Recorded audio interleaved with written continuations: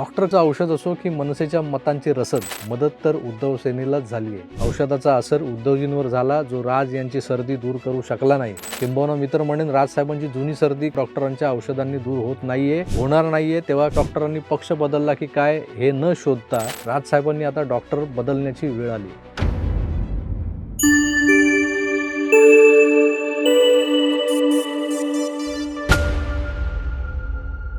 संजय राऊत हे नाव महाराष्ट्राच्या राजकीय क्षितिजावर कसं जोमानं तळपत असतं हे आपण पाहिलेलं आहेच. कारण सबब काही असू द्या, लगीन आहे लोकांचा आणि नाचतोय 12 नंबरचा पाना, लगीन आहे लोकांचा आणि 12 नंबरचा पाना, हे यमक काही जुळलेलं नसलं तरी यामागच्या भावना पोचल्या असतील तुमच्यापर्यंत, यात शंका नाही आहे मला. कारण त्यांचं प्रातःकालीन भावभावना उत्सर्जन हे मधला महिनाभराचा कालावधी जेव्हा ते हॉस्पिटलाइज होते तेव्हा, आणि त्याही आधी 103 दिवसांच्या त्यांच्या जेलवारीचा तो व्यत्यय सोडला तर नंतर अविरत सुरू आहे. तसं पाहिलं तर या प्रातर्विधीला महाराष्ट्राच्या राजकारणात अनन्यसाधारण महत्त्व आहे बरं का. कारण काय तर दररोज सकाळी भांडुपला होणाऱ्या या उत्सर्जनातून निघणाऱ्या बायोगॅसवर अनेक चाय बिस्कुटांच्या घरच्या चुली पेटतात. मीडियाला दिवसभर चालवायला एक लाईन मिळते. एक्सक्लुझिव्ह आणि ब्रेकिंगच्या नावानं शिमगा करायला पुरेसा दाणापाणी मिळतो. मीडियामध्ये जसे BMC, पोलीस, त्यातही पोलिसांचं म्हटलं की क्राईम आणि जनरल असे बीट असतात, तसं अलीकडे उभाटा सेनेच्या विरोधकांना एक संजय राऊत नावाचा बीट तयार करावा लागलेला आहे.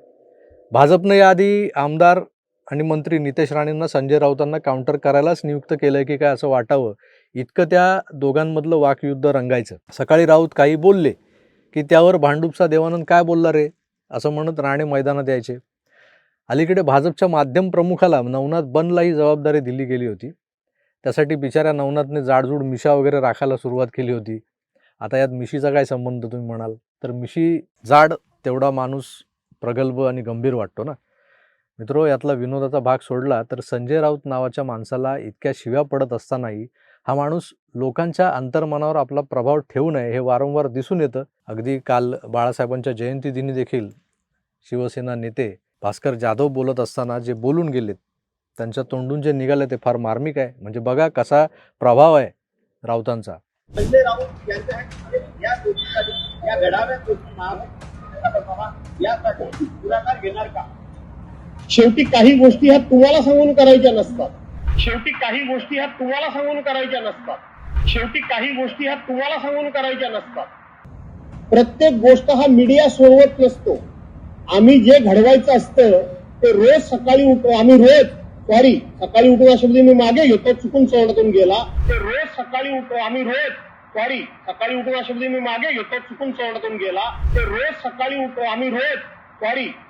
हा शब्द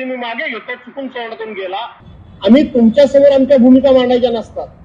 माननीय बाळासाहेबांच्या जन्मशताब्दी वर्षाच्या औचित्यानं शिंदे सेना, मनसे, उभाटा यांच्यात काहीतरी समन्वय होऊन खऱ्या शिवसेनेचा म्हणजे उद्धव बाळासाहेब ठाकरेंचा महापौर मुंबई पालिकेत बसवण्यासाठी तुम्ही किंवा संजय राऊत काही प्रयत्न करताय का असं पत्रकारांनी विचारल्यानंतर भास्कर शेठ म्हणतात, सगळं काही मीडियाला सांगून करायचं नसतं, आम्ही जे करतोय ते करणारच. आपलं उठायचं सकाळ सकाळी चुकलं म्हणत मग शब्द मागे घेतो म्हणत. भास्करराव, टोला तर जबरदस्त हाणलात तुम्ही भांडुपच्या भोंग्याला, हे मात्र कुणी नाकारू शकत नाही. तुम्ही बोलायला गेला होतात एक, ते थांबवलं, बोललात वेगळं, पण लोकांना तुमच्याही भावना पोचल्या हो. कसं आहे ना, हा भोंगा खरा या दोन भावांच्या अपरिहार्य अशा राजकीय युतीसाठी कारणीभूत असल्यानं जे राज ठाकरे या युतीला उत्सुक नव्हते त्या राज ठाकरेंची नाराजी आता हळूहळू बाहेर येते. ते बोलायला लागलेत. बघा तुम्ही. निवडणुकीच्या अगोदर उद्धव आजारी पडले होते, सर्दी खोकला वगैरे. मग मला सर्दी खोकला आणि ताप बीप सगळं सुरू झालं, अजून चालूच आहे ते. मी काल पण त्यांना म्हटलं होतं, मी कसं मला काय म्हटलं, मला फार बोलता नाही येणार कारण शब्दांवरचे अनुस्वार सर्दीमुळे गेलेत. सोबवार, बगळवार वगैरे असं सगळं होतं. माझे फॅमिली डॉक्टर आहेत, डॉक्टर यादव म्हणून, मराठी यादव.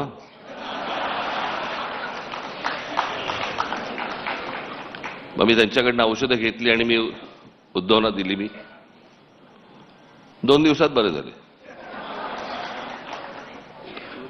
मी औषध घेतोय त्यांच्याकडनं 6 दिवस झाले, अजून काही नाही. मी परवा दिवशी यांना फोन केला, म्हटलं माझ्या डॉक्टरनी पक्ष बदलला की काय आईला.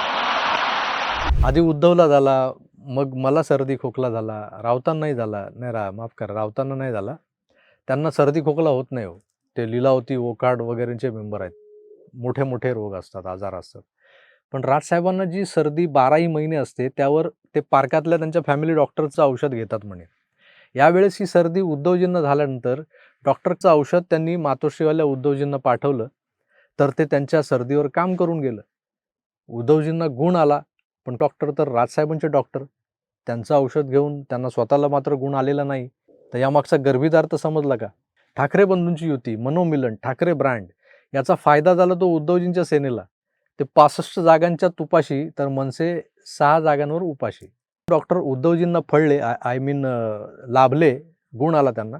पण राज यांना मात्र डॉक्टरांच्या औषधांचा गुण येत नाही. डॉक्टरांनी पक्ष बदलला की काय, या एका वाक्यातच सारं काही आलंय. मात्र दुसऱ्या दिवशी सकाळी भोंग्यातून आवाज आला की राजसाहेबांनी मोठ्या भावाला प्रेमानं डॉक्टरांचं औषध पाठवलं, तर हे भांडूपले पण म्हणतात की आम्ही पण त्यांचंच औषध घेतो, आम्हाला त्यांचा गुण येतो, तब्येत बरी होते. डॉक्टर यादव मलाही माहिती आहे, मी त्यांचं औषध घेतो अनेकदा, शिवाजी पार्कचे. आणि तिथे सुद्धा मला त्या डॉक्टरांकडे सन्माननीय श्रीकांत ठाकरे यांनीच इंट्रोड्यूस केलं होतं. आता चालत्या गाडीत चढतच असतात ते. डॉक्टरचं औषध असो की मनसेच्या मतांची रसद, मदत तर उद्धव सेनेलाच झाली आहे. औषधाचा असर उद्धवजींवर झाला, जो राज यांची सर्दी दूर करू शकला नाही. किंबहुना मी तर म्हणेन राजसाहेबांची जुनी सर्दी डॉक्टरांच्या औषधांनी दूर होत नाहीये, होणार नाहीये. तेव्हा डॉक्टरांनी पक्ष बदलला की काय हे न शोधता राजसाहेबांनी आता डॉक्टर बदलण्याची वेळ आली आहे. राजकारणातही शिंदे, फडणवीस, मोदी, शहा नावांचे प्रसिद्ध डॉक्टर्स आहेत जे ऑपरेशन्स करतात. या डॉक्टरचं औषध घ्यायला काय हरकत आहे? मोदींना 2012-13ला भारतभर प्रसिद्ध करण्याचं काम केलं कोणी? तर राज ठाकरे नावाच्या मराठी नेत्यानं. हा माणूस भारताचं पंतप्रधानपद भूषवू शकेल या ताकदीचा आहे. हा माणूस PM मटेरियल आहे. हे जगाला पहिल्यांदा सांगणारा माणूस राज ठाकरे आहे. पुढच्या 2 निवडणुकांमध्ये तुम्हीच त्यांना बिनशर्त पाठिंबा दिलेलात. आता मुंबई महानगरपालिकेत या बिनशर्त पाठिंब्याची वसुली करून घ्यायची वेळ आलेली होती. तेव्हा नेमका तुमचा डॉक्टर चुकला, माफ करा, तुमचा निर्णय चुकला. आज जर भाजप सेना महायुतीच्या सोबत लढला असतात तुम्ही, तर किमान 25 जागा तुमच्या हमखास निवडून आल्या असत्या. फडणवीस असोत की केंद्रातलं भाजप सरकार, राज्यात त्यांना शिंदेंना एका मर्यादेच्या आतच रोखायचं असेल किंवा त्या रोखण्यासाठी मनसेला त्यांनी 25 जागांची मदत सहज केली असती.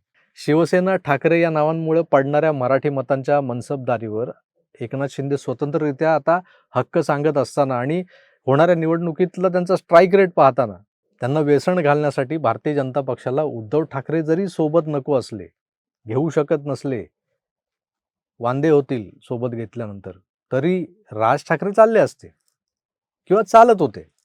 म्हणूनच तर ताज लँड्स एंडमधून तो मराठी भाषेचा फुलटॉस GR आला होता, ज्यावर राजसाहेबांना किंवा मनसेलाच षटकार ठोकण्याची संधी होती, जी उभाटांनी झडप मारून हडप केली.